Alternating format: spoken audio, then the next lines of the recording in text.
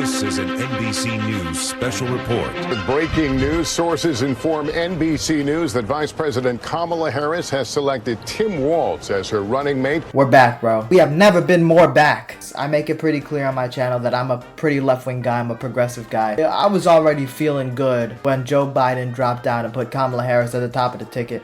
But now Kamala Harris has chosen Tim Walz to be her VP nominee, and it couldn't be better, bro. We all saw the little primary that was going on among potential VP picks. Two people, Tim Walz or Josh Shapiro. Josh Shapiro got some controversies. He's got some unnecessary baggage to have in this campaign, and Tim Walz was just killing it on every media appearance. He was the one that made the Republicans are weird narrative and popularized it. It was so clear he was the choice. Not only did he look good on TV, sound good on TV, brother had the support of people like Nancy Pelosi. He had the support of people like Bernie Sanders. So two very different parts of the Democratic Party, progressives and more moderates. On his record, he's been a great governor in Minnesota. Free school meals, infrastructure, and all done with a slim one Democrat majority. Donald Trump, even though he had that whole assassination attempt, which is like everybody forgot, it's old news now, nobody's talking about it. He didn't even experience like a bump in the polls because of it. He had to choose JD Vance as his VP pick. That's an amazing contrast to Tim Walz, because JD Vance wants to paint himself as this sort of,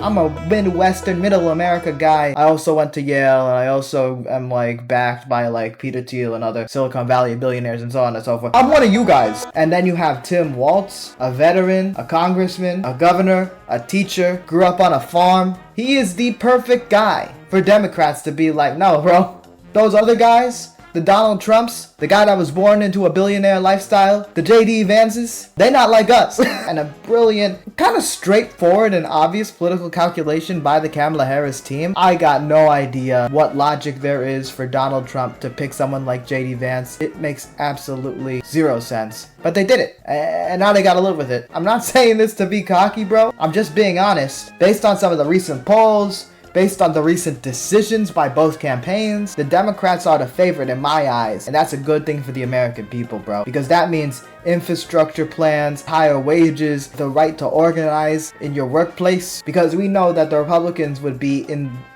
completely against everything I just mentioned. Any policy you can think of that would benefit the American people, we know that the current Republican Party would be against. Maybe in the future it'll be different. I'm not saying this to be partisan. This is just a fact. Anyway, at the end of the day, Kamala Harris made a great decision. I'm feeling good.